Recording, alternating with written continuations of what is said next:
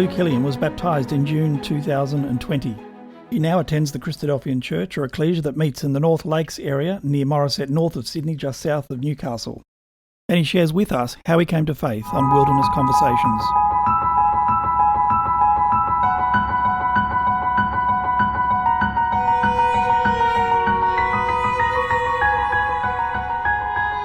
Luke, thanks very much for joining Wilderness Conversations. Pleasure. Luke, tell us a little bit about your upbringing. Where were you born, and what were some of the influences on your early life? I was born in Auburn, into a family that was very loving, not religious background. We didn't have a religious upbringing, so to speak.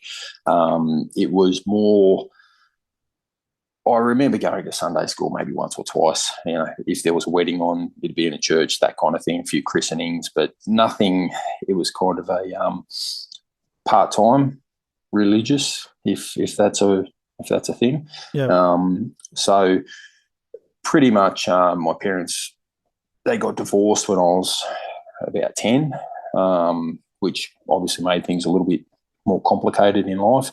We moved around a lot, lived with mum, with my sister, and it was, it was a difficult, there were difficult times, obviously, but it was still loving, and mum did the best and all that kind of stuff. And it was the family, there was a lot of family around kind of prior to the divorce, but then I think naturally just everybody kind of started to move away a little bit, and then that kind of broke down a fair bit for me, from my point of view anyway. So yeah, it was certainly a loving environment, but it certainly wasn't religious by any stretch of the imagination. We just we were just brought up with, be kind to people and, do the right thing by people, those kind of things. And what sort of things were you into as a young person? Were you into sport, or what sort of activities? Yeah, we did. I liked rugby league, which was pretty common up here. Martial arts, things like that. I left school. When I was in. Basically, I did my Year 10 certificate and then left. I wanted to be a chef, so I'm a chef by trade. I did my apprenticeship, and obviously qualified by the time I was 20, 21. And that was it was a lifestyle that was, hospitality is a very adrenaline fueled. It's fast paced, not really conducive to, well, back then anyway, not conducive to a religious life by any stretch of the imagination. Well, you're working at night all the time, I suppose. Well, the majority works at night. So what about nightlife and just going out with mates and all that sort of thing would be difficult, wouldn't it? Non-existent. So basically, once I left school, the people that you worked with became your life, essentially. So, any kind of nights, weekends, special events, we were working. And it was high stress, high pressure. But it was an adrenaline kick. So, it was an enjoyable thing. I wouldn't say it's not a good lifestyle for when you're married. It's difficult from that point of view, and it becomes a bit of a drain. Obviously, special event days, you're never available. Weddings, all that kind of stuff. It makes it very difficult. What's one of your most memorable experiences as a chef? Probably, looking back on it now, the environment that we were working in. I don't even think you could work. I don't think workplace would be like it was back then. I mean, it was things have changed. Yeah, it was volatile. It was a very kind of aggressive environment. So look, it was good. I wouldn't change it because it kind of it built you to. It built strength and all those kind of things that you need in life. It kind of built that resilience, and that was a good thing. So I certainly wouldn't change it. There'd be a strong work ethic, if you're going to survive in that industry, I imagine. Absolutely. When I went through my trade, out of about 34 people, only 6 after the 4 years qualified. So it had a very high dropout level because it's underestimated just how much dedication, like most jobs, if you're in that high pressure environment, you've got to be dedicated. Is it well paid as a result? No, I wouldn't. I wouldn't say it's a well paid industry. Sort of a conundrum, isn't it? You work really hard, you miss out on half your life, and you don't get well paid. 100%. Yeah. What's not to like? Yeah, exactly right. I mean, mate, I remember just, if your chef wanted you to work faster, he'd just get a pan and burn you. Like literally just stick it on your arm and say work quicker.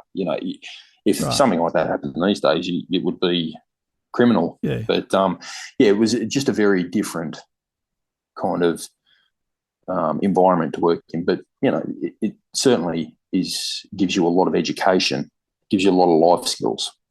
Yeah, great skill to have. Yeah. I kind of don't particularly like cooking. You kind of don't go into chefing if you love cooking. It's kind of, it just becomes hard work. So, I'm starting to pick up a few pans now, but, probably not enough. So now you're jackhammering tiles. I mean, that doesn't sound a lot better to me. No. How did you get into that? Basically, I had a friend who was doing some bits and pieces on weekends, and we ripped up a couple of floors, and I said to him, look, I reckon there's a business in this. And literally that's how it began. So we sat back and went, rightio, we'll give this a go and see what happens. And 12 years later, it's still going. So it's a difficult job. There's no two ways about it. But yeah, it's certainly, again, it's one of those things you learn that you just have to look at it one tile at a time. You just got to break it down and that's how it is. I suppose every job's different to some extent. Yeah, definitely. I think there wouldn't be too many jobs out there that, don't have pros and cons. The thing I love now is, yes, I work hard during the week, and I am away from home a bit, but on the weekends I'm home, so, and I'm generally not working at night, which is a bonus. So after doing that for, 16, 17 years, it's nice to be able to have the weekends with my family. Well, you grew up without faith in God, and now you do. What happened in the meantime? When I was going through school, evolution was spoken about like it was just fact. So there was no real reason to question it. I suppose in the early part of my life, I just never questioned it. If you had have asked me what the Bible was about, I would have said fairy tales. It was just a story. It wasn't until, late on, I mean, it was only probably going back 2017 roughly, is when my wife actually came back. So how long ago were you married? We've been married 20 years this year. So 20 years. So when you were married, did you know that she had the seeds of faith there? Not really. In respect to, I knew she believed in God. I knew that she was a good person, and there was those core beliefs there. I didn't really think too much about it. Like I said, I just didn't have, God did not, from my point of view, did not have a part in my life. Yeah. And Tanya wasn't going to meetings or church at the time when you got married? No. Yep. So it wasn't until about 2017, late 2017, that she came back. She ended up going to Blue Mountains, and she came home. She told me and said, look, I'm going to start going to church. And needless to say, I was a little bit surprised because I didn't really know God actually, religion had a part in our lives, So So you knew she'd been a churchgoer as a child because she was She grew up in a Yep. Christadelphian family, so you Yep. you would have I known knew. that. Yeah, I knew that she was, but I Yeah. knew it hadn't been in her life for a long time. Yep. And again, the conversation just never really came up. It wasn't something that we spoke about because I wasn't, neither here nor there with religion. Once she came back, it was then she said, "Look, I'm going to church," and I was like, "Okay, what church are you going to?" And she said, "Christadelphian." So, look, in all honesty, the first thing I did was Google Christadelphian. So that was an eye opener. Just before we get into the Google search, what made her come back? Was there something She, in particular? look, I think deep down she always felt that God was important, and that was pretty much it. The seed was there, and she decided it was time. Yep. So so it was a bit of a shock to me. So, okay, you mentioned the Google search. I mean, I can imagine all sorts of things pop up when you Google. Yeah.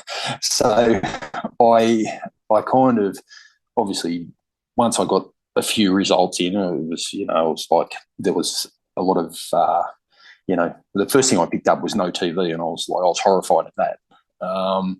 And then there was a lot of, it's a cult and all this kind of stuff. And it's mainly negative. It's most negative, people that get on and very negative. rave. Yeah. People don't get on and put positive things. Absolutely. So there was a lot of negativity in respects to that. And then after I kind of read all that kind of stuff, I said to Tan, "Look, happy for you to go to church, but I don't want to be bashed by the Bible, and I'm not getting rid of the TV." They were the first two things that I said to her. So, which she laughed about. She found that amusing, but it was kind of after that, she basically just went to church, on a Sunday, and I just said, "Look, I'll support whatever you want to do. If you want to go to church, no dramas, but I'm not interested." Did it worry you that you were going to see your wife change in a way you didn't like? Yes, there was definitely. I definitely had apprehension there, that worried that things she might all of a sudden just go, fanatical, and I'd be like, where does that leave me? But that being said, I love my wife so much, and I trust her, and I figured if this is what she needed, then I'll support that.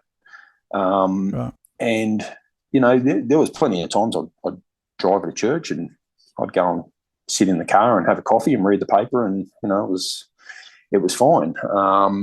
So it was one of those things. The main thing out of the Google searches, because I obviously did a little bit of research, but one thing that constantly popped up for me was the negativity that was associated with a lot of the answers was not so much, it wasn't about doctrine. And the thread that I constantly picked up was it was people that had issues with other people.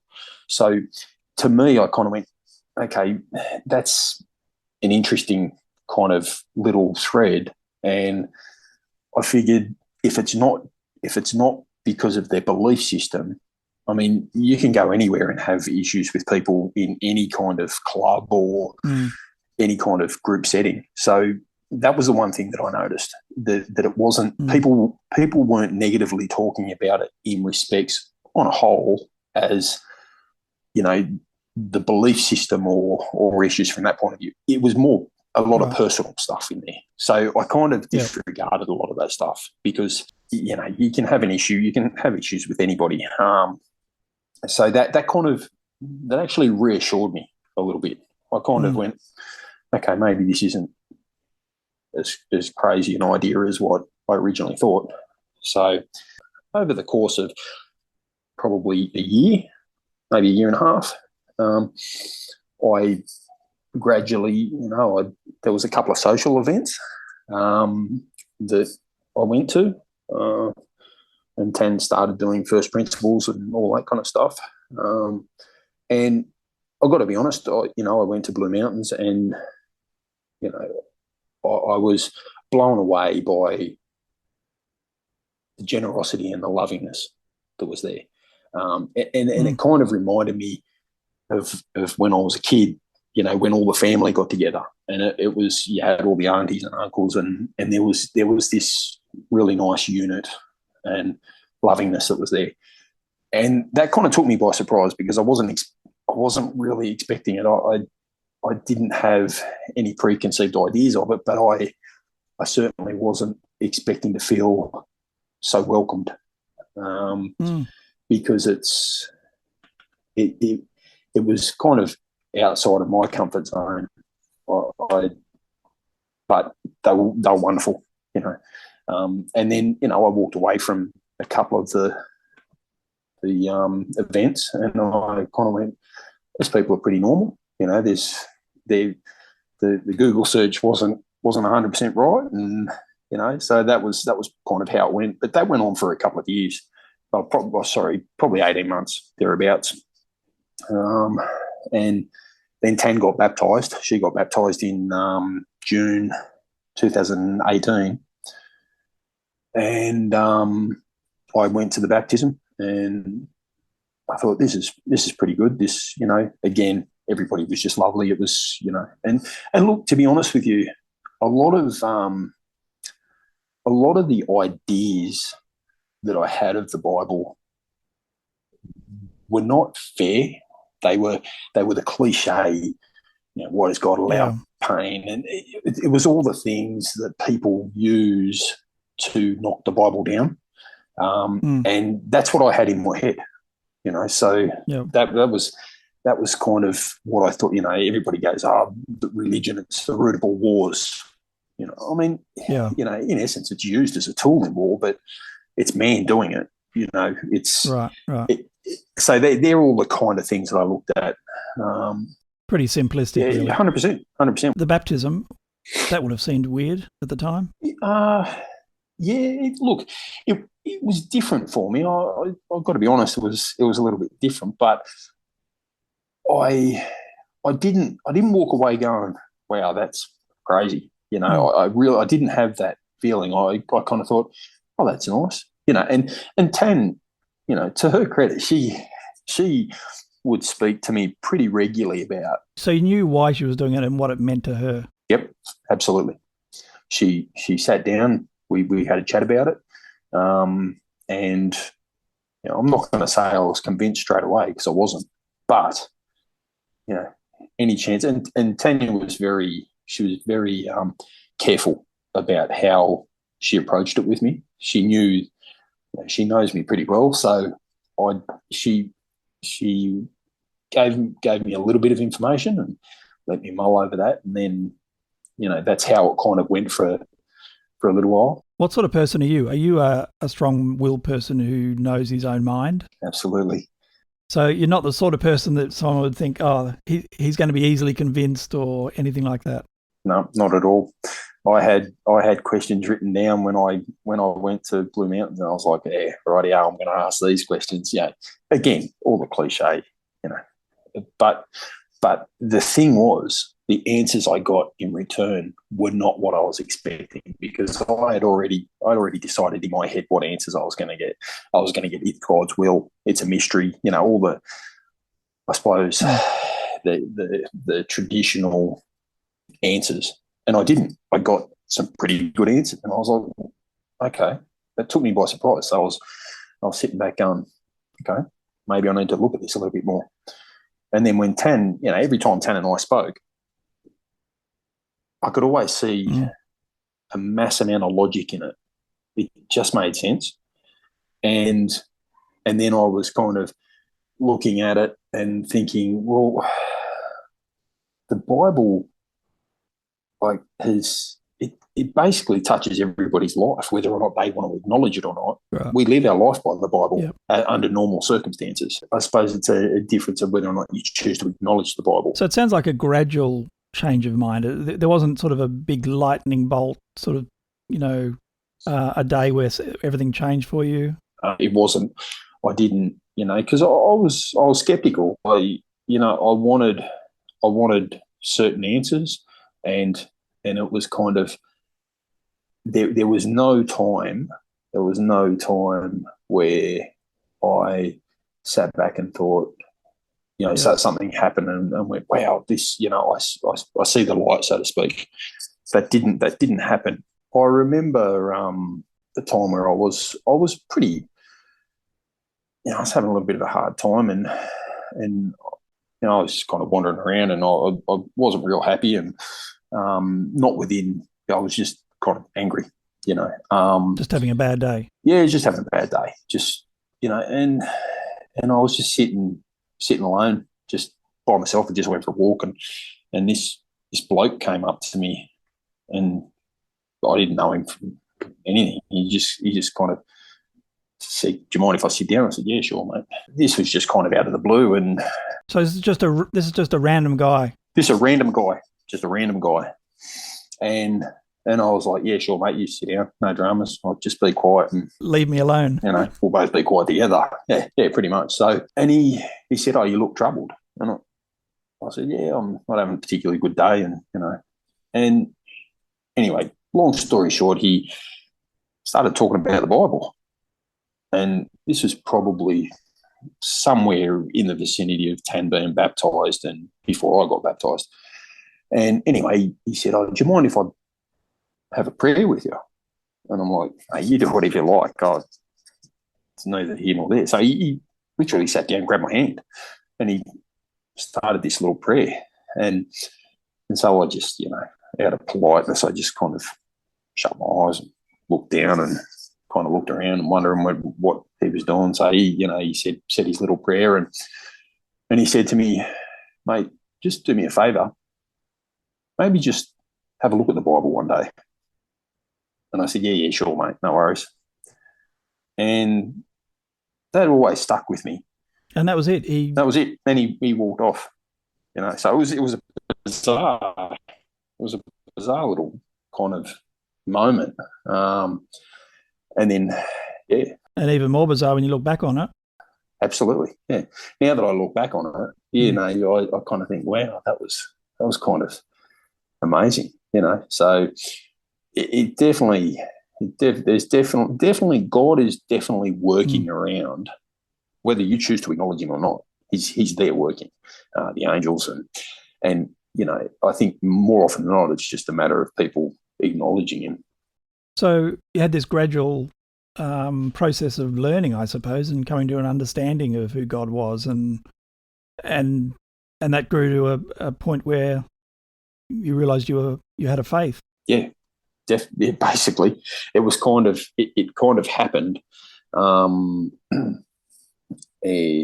after Tanya got baptised, I started to look a little bit deeper at it, and then a lot of things just made sense. There was just a logic to it which I could relate to, and people weren't. When I was talking to people in the ecclesias, they weren't trying to ram anything down my throat. They were, well, what's the Bible say about this? And all these. Everything was almost the opposite to what I thought it would be. And I think that's the problem. You put blinkers on. As soon as religion's mentioned, people put blinkers on, get tunnel vision, and they only hear what they want to hear. But if you come in with an open mind, I think you've got a pretty good shot of understanding it, and seeing the logic through it. I think a lot of people, and the fact that it was gradual, I think, is a good thing. Because I listen to Christian radio here and there, and you hear people's stories, and there's this massive light bulb moment, or there's a huge event where they kind of see the light, and that wasn't anything like what I felt. But it was nice to. I think it just gradually just built on me, and before I knew it, it kind of caught hold of me, and I was sitting back going, I think I should get baptised. So that was that was kind of. I got baptised in June 2020. It was in COVID, and we'd moved up to Maitland, and we were going to South Lakes Ecclesia, and I went through with Jeff Lynch with First Principles. And so basically, between that period of essentially when Tanya was baptised mid-2018, basically June 2020, I got baptised. So I suppose it was a long time, but it felt like a short period of time too. You said it got hold of you. What's that look like? What did that feel like, being got hold of like that? I think when I realised that, when I realised that the answers to what life is about, kind of, the Bible's there, it explains it, and everybody just, everybody walks around going, what's the meaning of life? Well, it's pretty exciting when you open the Bible and you can actually answer that question, and I think it's once you acknowledge that God is in your life. My main reason for being baptised was respect for the Creator. That was my driving force behind it. The very least I can do is to be baptised after what God and Jesus did for us. It's such a small thing to offer, and it felt right. It was, I had plenty of people say, "What are you talking about? You're religious." Yeah, it was a shock to most people that knew me, because it did come out of the blue, but for me, it made sense, completely made sense. Was there a particular subject, a book of the Bible, a topic that particularly got your attention, like that was particularly meaningful for you? Probably prophecy. Prophecy was kind of the things that made me think about it more. And obviously the historical prophecies, they obviously, had a big impact. There wasn't any one book, because honestly, I could have been doing kind of kindergarten, Sunday school lessons, and I still would have been confused. Because I literally... You're coming from nothing. Nothing. Absolutely nothing. Absolutely nothing. And it was... It was like, I remember going through my baptism, and I kept asking the same question, and it finally dawned on me after probably about 6 or 7 times of asking, where does the Encino man, the Neanderthal fit into the picture? And it was that was a light bulb moment. I was like, hold on, it kind of, because again, you hear, oh, this is, 100 million years old, and this is that. And that. You hear all those things, you just accept it. If you don't have, the bottom line is, when you believe the Bible, you're accountable, and I think that's a good reason for a lot of people not to believe in the Bible.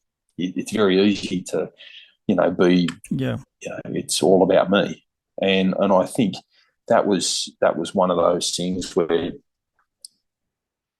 it's a big thing. Like, if you start to believe in the Bible, you think about all those things. Did that cross your mind?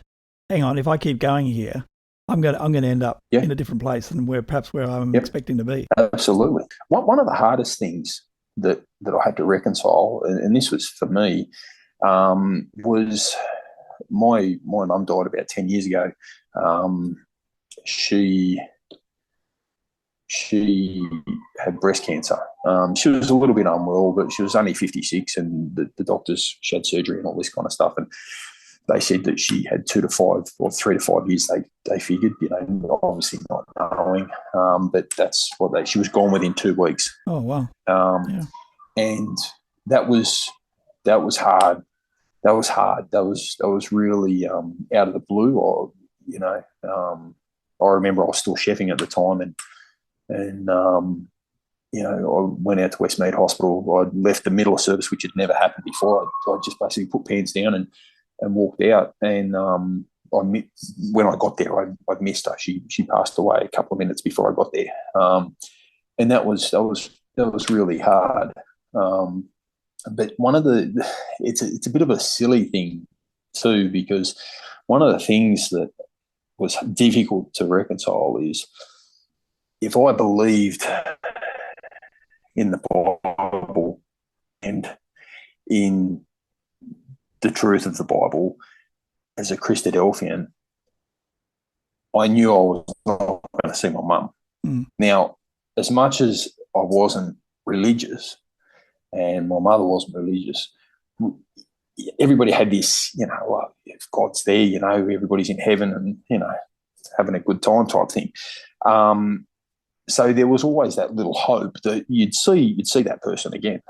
And it was one of those things where it dawned on me while I was going through baptism that even though I wasn't going to see her anyway, when you die, that's, I believe you're dead, that's how it is. But emotionally, I had to reconcile that I would never see her again.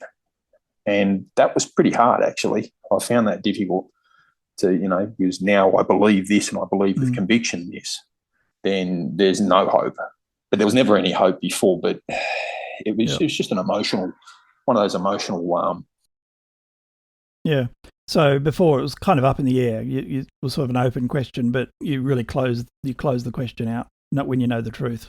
Absolutely. Yeah, definitely.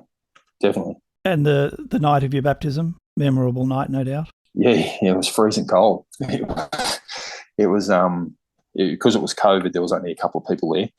We Zoomed it, and it was pretty funny because we had a spa out the back, and I was doing it in the spa, and the spa was heated, or what I thought was heated, because it was working a couple of days prior, and then for some reason the heating element went on. So I literally went into this what felt like an ice bath.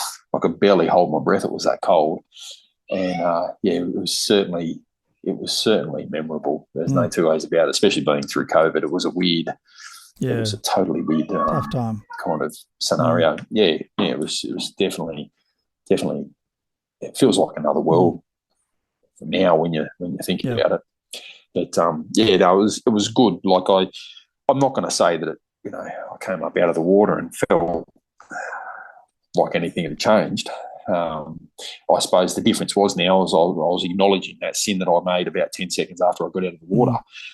So that was that accountability really came into it for me. I started to really think about my actions and what my actions were to other people. And then the next Sunday, you're breaking bread with your wife. I mean, that would have been really surreal. Yeah, it was pretty cool. It was one of those things, very special. It was very special to be able to do that with her, and because look, I know God works in all different ways, but without Tanya, it was. I couldn't have asked for a better opportunity to do it with her. And looking back on it now, it's just such a privilege. It's just amazing. I am extremely fortunate that I suppose I've now acknowledged that the Creator's there and that everything is through His doing, and He's allowed all this, and He's allowed us to be part of His plan, which is just awesome. It's just absolutely fantastic. What's the difference between the old Luke and the new Luke? I mean, you think back 10 years, just a random time, and the person you are today, in between, you've come to recognise that God exists. So what effect has that had on your life? Probably the biggest thing is accountability. That is one of the biggest things. Now I am a lot more mindful of my actions, and I suppose I always tried to be decent person. I think on a whole, you'd like to think that most people are brought up with, maybe not so much these days, but, back when I was growing up, it was pretty... You're brought up with Christian principles. You're brought up with Christian principles, yeah, exactly. It was very much biblically based, and you had all the right morals. So I suppose in essence, I've always still had those, but I think it's all been amplified now. It's now I am a bit more, I'll not analyse isn't the right word, but I'll acknowledge things that I do and try to do things better in a better way that God would be pleased, as opposed to just serving myself. And I think that's the biggest thing. And I think that just has a massive impact across your whole life, in every aspect of your life. And I acknowledge how much of a privilege it is. It's it's weird because there's two paths. Like, you've got people who are born Christadelphians who face so many different challenges, and then you've got someone like me who 10 years ago, if someone had said that you'd be going to church, I would have laughed and said there's no hope. And then you've got this other flip side where the destination is the same, but it's just a total different path. Talked about meaning in life before. You now know the meaning of life. Does it make a difference? Absolutely. I think, look, for me, I'll be totally honest. Deep down, I am very, very grateful for having God in my life now. And that's not to say, God was in my life well before I acknowledged him. And I think, people have asked me why I got baptised. I got baptised because I believe it was a respect thing. I did it because I love God and I want to show the respect to him for what he's allowed.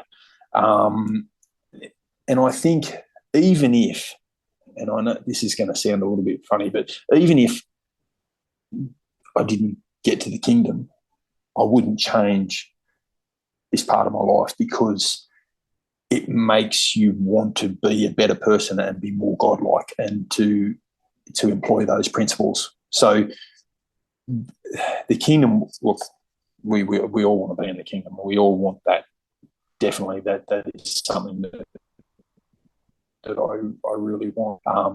That being said, I would still do it even if I knew that I wasn't going to be able to, if I didn't get there. I wouldn't change being baptised, because it's still in my head the right thing to do and the respectful thing to do. What's your hope for the future and your love of prophecy? It's you keep that burning alive in your mind? Look, I it's interesting, when I got baptised, I'm not much of a reader, so I listen to a lot of things. And I remember saying to a few people, I've been listening to this Wilderness Conversations, and I thought they'd just kind of go, oh yeah, it's good, isn't it? And so many people, it was just when you first started. So I don't know how I stumbled on it, but I stumbled on it very early. I think you'd only done one episode. I'm definitely cutting this out of the podcast, by the way. But it was like, here I was being baptised, telling people who've been Christadelphians their whole life, hey, check out this. This is a good podcast. And it was one of those things. It was kind of a really weird kind of thing, because I just figured there's nothing I could say that would be interesting to someone who's been studying the Bible their whole life. But yeah, I like listening to, Tanya and I we listen to a lot of Bible truth and prophecy, and a lot of different speakers, and it's great because, whilst I don't remember a lot of it, there's little things that you remember, and you just kind of build up a little bit more knowledge, and because it's daunting for someone like me, because it's most kids probably under 10 know more than I do, and that's kind of a weird it's a weird kind of thing, but it's just brilliant. It's amazing. It's amazing to see all these people with such a love of God. Well, everyone's learning, aren't they? So it kind of doesn't matter where you are. Everyone's got more to learn, and even people who have been in the truth for 40, 50 years, learning every Definitely. day. And I think that's the interesting part of it, is it's such a simple message, but yet there's so much. There's so many layers, and it's as simple or as complex as you choose to make it. And that's what I find just amazing. I just kind of sit back and I'm in awe of that. Well, as we finish up, a final message from you, I say, particularly to those who haven't gone through the same experiences as you, like myself, growing up in the truth. As you say, it's a little bit different, advantages and disadvantages. What would be a message for someone like myself from you? I think probably one of the biggest things is, we need to appreciate what we have. And there's that old saying, the grass is always greener on the other side. And I can tell you, coming from the other side, it's not. And I think that's the important thing. And it's very easy for me to say that because I have come from the other side and experienced a different life. But I think it's equally as important to acknowledge what you have, the privilege of this wonderful thing that you have in your life, especially if it's been in your life your whole life, is to acknowledge it and hold tight to it, because there's nothing else out there. And it's an amazing thing. It really is. It leaves me speechless. It's just an amazing thing. It really is. Thanks, Luke, for joining Wilderness Conversations. Thank you.